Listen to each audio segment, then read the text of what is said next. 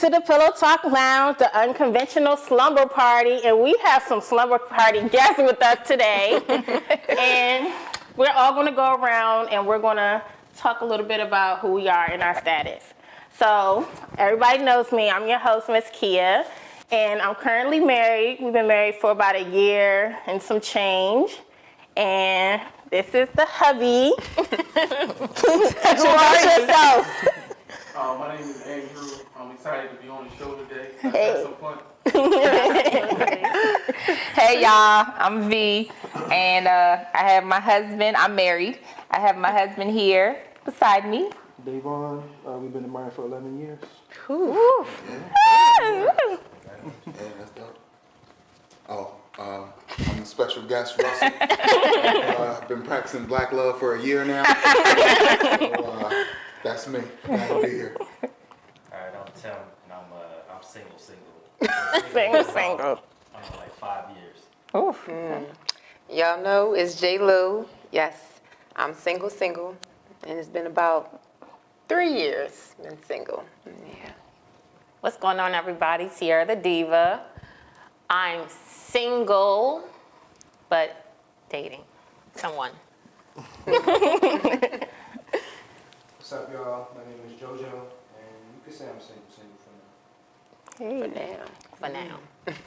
Okay, y'all ready to bust into these topics? Yes, we ready because the Absolutely. men's on here. Yes. You nervous? Nervous. We got 2 sets of opinions. Absolutely. Women versus male. I don't even want to say it's versus because this is going to be kind of like an open forum, but we do have some questions for you guys. And I'm going to open this one up because I think I should have opened it. No, we got to get this one up. This question is for the guys. Now, I need to know if you believe in hierarchy. Now, do you guys know what that means? That means God, wife, children, and everybody else. No. For those who believe in This God. question is for the Hopefully. guys? Yes, this Okay. one I want to start with the guys. So feel free for anybody to talk about that first. And if you don't believe in that, what is your hierarchy in your mind? Let's go from the ones that are at least married. Well, we're the only, I'm married. We're married. This couple decided to couch over here. So for me, it's God first, my wife, and then everything else after that. Damn, what happened? Why to is that? Like, kids, what? Davon? Well, Why is that? my wife and the family, my kids, that's all the same thing. So let me explain something to you guys, because I was just watching actually The Breakfast Club, and Charlamagne the God was talking about this, and he doesn't really believe in the whole hierarchy thing. He just believes like everybody's kind of like on one wavelength or whatever. However, he puts his wife and kids first, but he has people like his mother that's equally important to him. So this is why I'm asking that question. So for the other married man, what is your? Well, I don't believe in hierarchy. Say you don't subscribe, because I think that's the word I got. I don't believe in hierarchy in that system because I think hierarchy system as a whole is a very oppressive system. When you think about hierarchy as somebody at the top and somebody at the bottom, when you think about that, somebody's always going to be oppressed. So when you look at how you treat people and how you show up in the world, from yourself to your wife to your kids to other people in your family, so forth and so on, I think that you should treat everybody equally with respect. Now, when it comes to love, it's different, right? When you get to love, of course you're going to love your mom, your dad, those people who gave you birth a different way than you love somebody else. Of course you're going to love your wife different than you love your mom and your dad. Of course you're going to love your children in a different way than what you love your spouse. So I think that when we understand the components of love, then we understand kind of how God relates to us. Because I don't think that God looks at all of his creations as one person at the top and everybody else at the bottom. I think that God gave all of us the same amount of time. He made us male and female, and he said that we were made in his image. So in my eyes, we're all equal when it comes to that.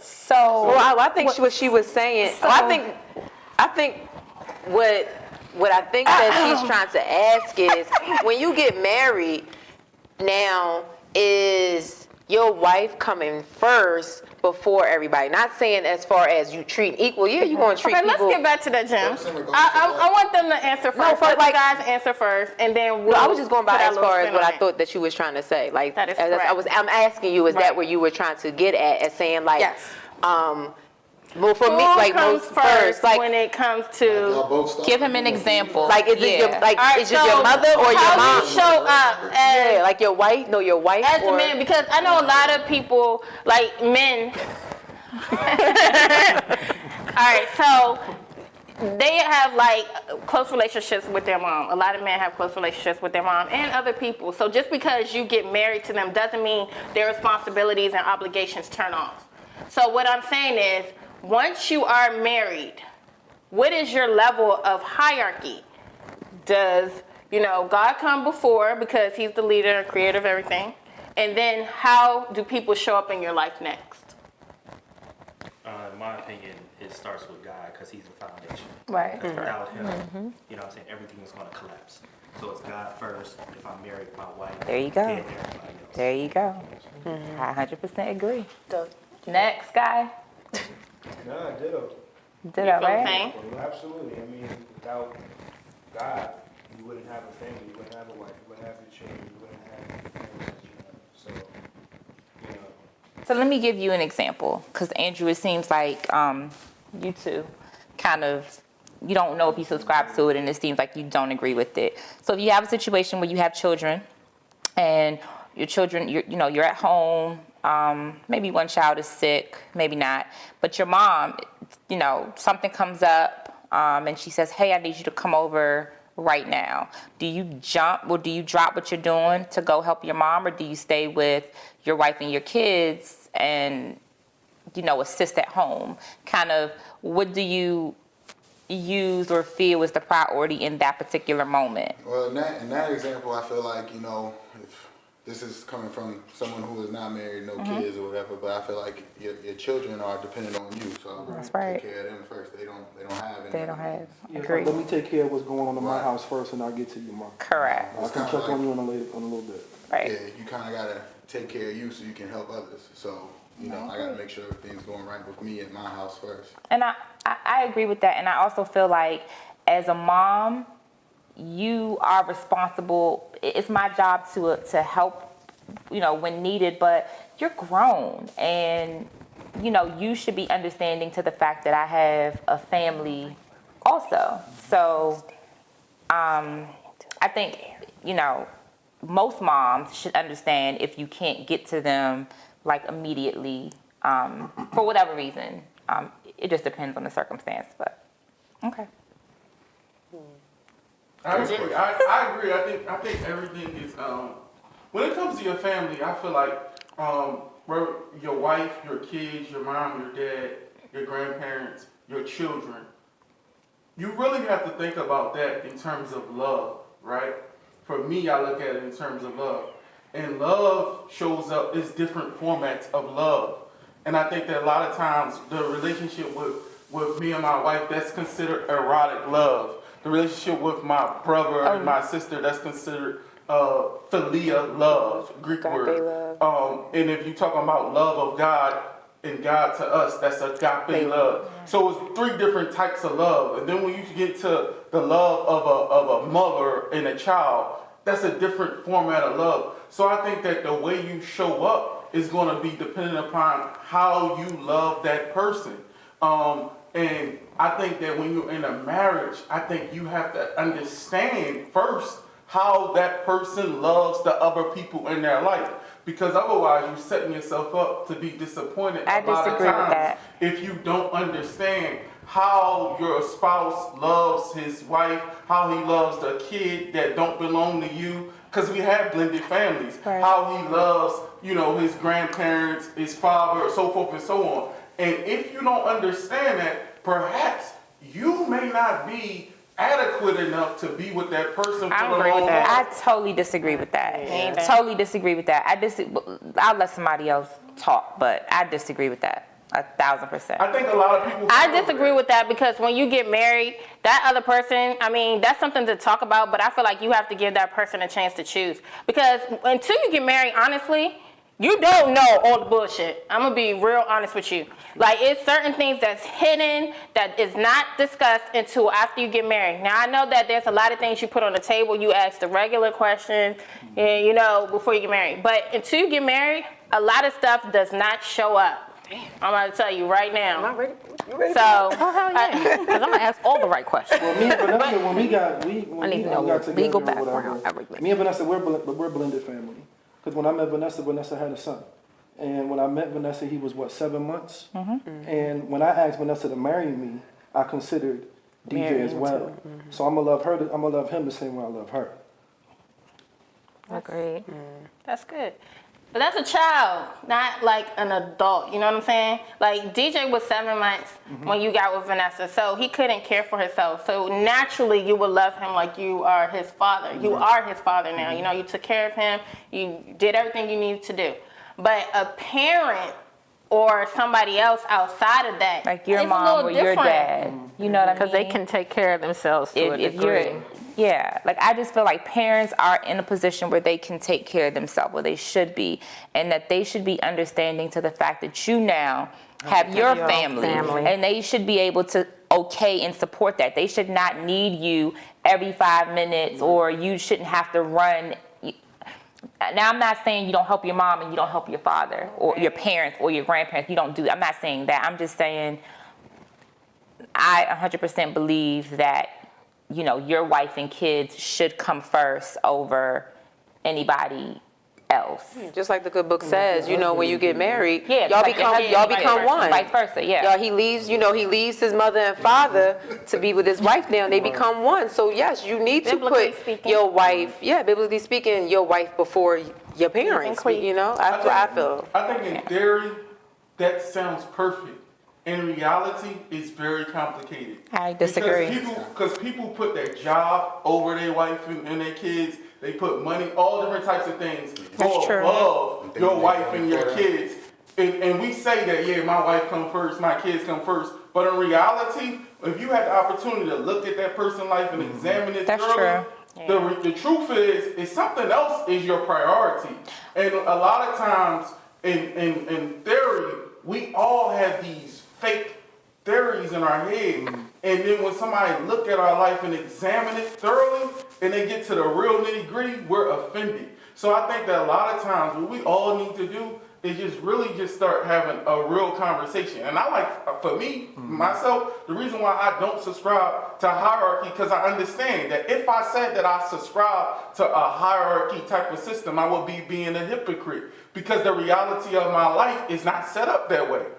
But then how do you think that makes your wife feel? Because to me, it almost seems like you're saying that there's different types of love, and that the person that you married needs to understand that there are different types of love, which means you might respond differently based on the type of love that you have for each individual person. When the reality is your love should always be reflecting of your wife, and you should always consider how she feels prior to making any other sort of decision. So Nobody ever said that the decisions that you make in loving another person does not get filtered through your marriage. That's not the case. So I think that. Say that again. I don't know if I understood that. I said that. Repeat that. I said nobody ever said that the way you love another person when you get married doesn't mean that it's not filtered through your marriage. Meaning that you can love a person, you can love your mom, right? And then you get married. You can love your grandmom, you can love your grandfather, you can love your kids that you have with another woman that's 14, 15 years old. Then when you get married, it becomes filtered through your spouse. But I don't think that's why you shouldn't use the word love, because if you love somebody, you're not going to change it just because you have somebody in your life. You're going to always love your mother the way you love her. You're going to always love the grandmother or whoever else in your life. That's not going to change. Right. So, but it still is filtered. your priorities do change. But your priorities change. Is that not what he's saying? Now, does it change when that's just your girlfriend? I'm trying to and my understand mother it. call? There you go. With the fellas That's a who not big married. Now, difference. does that change? Now, if you got a girlfriend and your mother gets sick and she called, and you dropping the girlfriend, I'm like, yo, I'm gonna take care of my mother. That's right. Or are you gonna be like, nah, I'm gonna chill with her. My mother, you gonna get taken care of. My girlfriend, wife, whatever, if she's healthy in this scenario, so so why wouldn't I drop everything to go aid my ill mother? Agreed. I think it's this hierarchy only comes into play when all things are equal. And what I think we're saying is very rarely is that the case. So why even build a hierarchy? Why even put stuff in order? Because like he said, someone's at the bottom. And then once you put that order out there, you have to abide by it. You have to live to it. So now, Lord forbid, my girl and my mom is sick. I got to go by this hierarchy that I created for no fucking reason. So I'm just like, why even do that? So what you gonna do in the situation? If they both sick? The wife or your girlfriend both sick and sick? your mother sick, and they both need you. What you doing? I gotta schedule it. No, I got to FaceTime someone. I need to know which one. We need to, which You one? calling? Which one you going to go see? Call one from the house phone, one from the cell phone. I feel like a lot of times. But honestly, as a wife, I feel like, I personally, this is just me, I allow him and respect him enough that if he has to go handle responsibilities that are outside of me, regardless, his job title, he has, to go pray, to go see people in the hospital, if he has something going on with his family, I respect that. Like, go do what you gotta do. I'm good. But if I feel like it's constantly taking away from my time and what we're doing and trying to build, that's the issue. Like, it's not the issue that you have all these things to do. There's going to always be things to do. But it feels like you're not priority. Right, but I'm not priority. That's what I'm saying. So I understand I think I understand what you mean by hierarchy, or no hierarchy at all for that matter. But for me, I still feel like you have to take care of your home first. Because at the end of the day, look at everything your wife do for you. Where these other people at? Cook, clean, she helps you, whatever you need. She's your nurse. She's your secretary. She does all these outside job duties, you know what I'm saying, that she doesn't really have to do. So you have to consider those. So when she's looking for you and she needs that time, she needs you to care for her, be there for her, then I swear, you should flip over the world, to just be present. So, But are you trying to be present based on selfishness, or the fact that he does have bigger responsibilities outside of your wants and not your needs? no, it's not selfish. Didn't you just hear what I said? I respect everything you have to do. But you go out and do what you got to do. I understand your title. But what you're saying, but you also said if it becomes too much, then I feel like I need my time.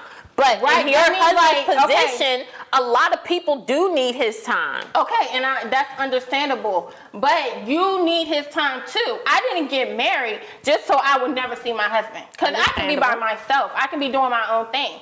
But if I got married knowing that we're trying to build this life or get through this thing called life together, then I expect for you to fully be present, even when you're not physically here. No, she's right. And I think every wife and every woman oftentimes feel this way. And I think a lot of times as men, we don't always understand this, that we can show up in the world and be great and be excellent, perfect, celebrating everything else. But a lot of times when we get back home, we feel like I was great outside and I want to chill in my own house. Mm-hmm. And the reality is that the same effort that we put into the outside, we got to put the same effort into the inside. And that's a complicated struggle. It's something that we have to really kind of like always have to be in our face. And I think your wife or your girlfriend or whoever your significant other is, their job is to challenge you to make sure that you are staying on top of your staying on top of everything that you need to stay on top of. And to be honest, I'm far from the best person at that. And I think that I realize that I have a lot more growth that needs to take place.